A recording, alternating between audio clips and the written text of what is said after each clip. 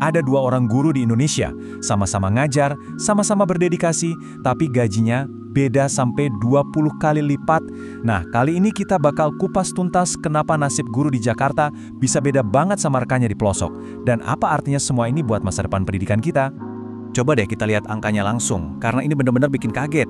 Di satu sisi, ada guru non-PNS di Jakarta yang gajinya bisa sekitar 5 juta rupiah per bulan. Tapi di sisi lain, di daerah terpencil seperti NTT, guru dengan pengabdian yang sama cuma dibayar Rp250.000. Saya ulangi ya, itu per bulan, bukan per hari. Pertanyaan besarnya kan, kok bisa begini? Perbedaan 20 kali lipat ini jelas bukan kebetulan. Ini masalah sistemik yang udah berakar. Dan sekarang, pemerintah katanya lagi coba beresin masalah ini dengan sebuah peraturan baru yang bakal berlaku penuh di tahun 2026 nanti. Oke, jadi apa nih solusinya? Pemerintah meluncurkan Undang-Undang ASN Nomor 20 tahun 2023. Aturan ini digadang-gadang bakal jadi babak baru buat para guru honorer dan mengakhiri drama yang udah berjalan bertahun-tahun. Langkah pertama yang paling fundamental adalah ini. Mulai 1 Januari 2026, status yang namanya tenaga honorer itu bakal dihapus. Titik. Ini perubahan super besar yang dampaknya bakal dirasain langsung sama lebih dari 1,7 juta orang. Jadi, nanti setelah 2026, sistemnya dibikin simple.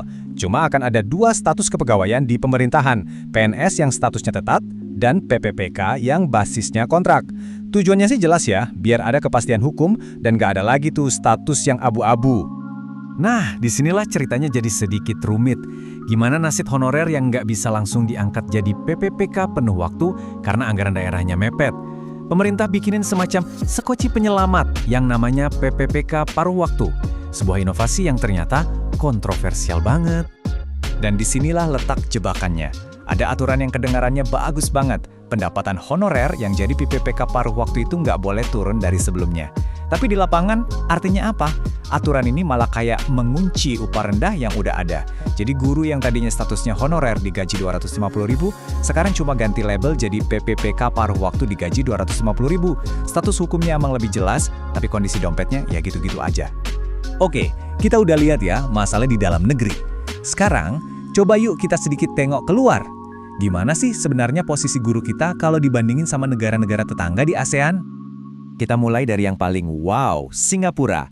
Di sana guru kontrak atau flexi adjunct itu gajinya bisa sampai Rp63 juta per bulan. Gila kan?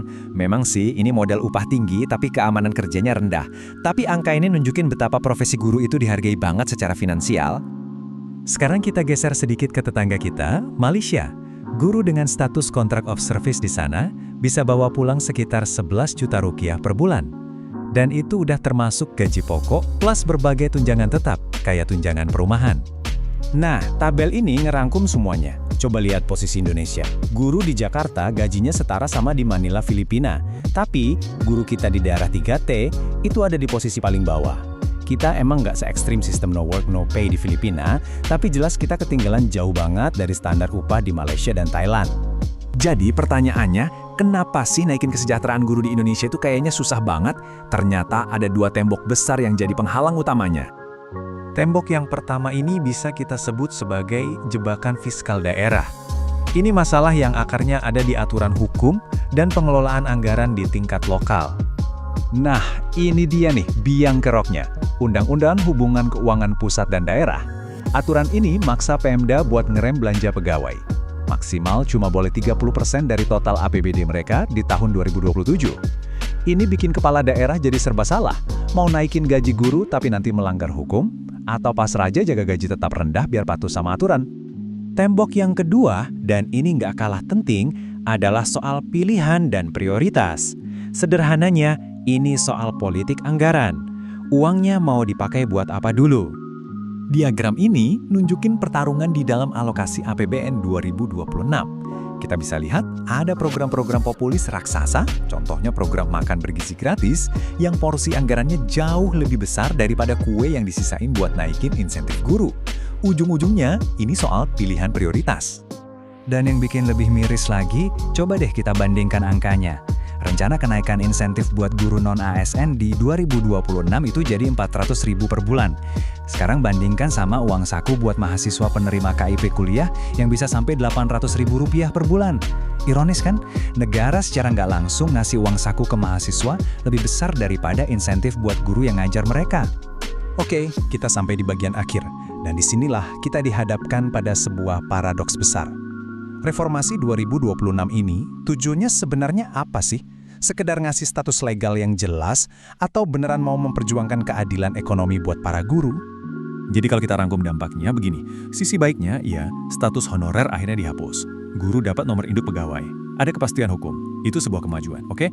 Tapi sisi buruknya, ada risiko besar kita justru malah melanggengkan kemiskinan guru di daerah-daerah dan tanpa sadar menciptakan ekonomi gig versi negara di mana statusnya aman tapi upahnya nggak layak.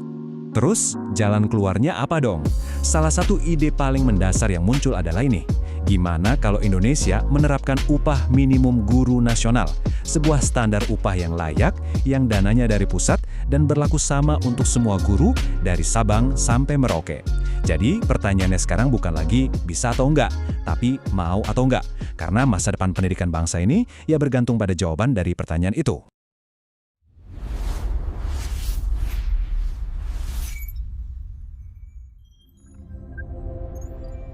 Pastikan kalian semua subscribe ke Ringkas Viral untuk konten terbaik. Awas, licin! Aduh!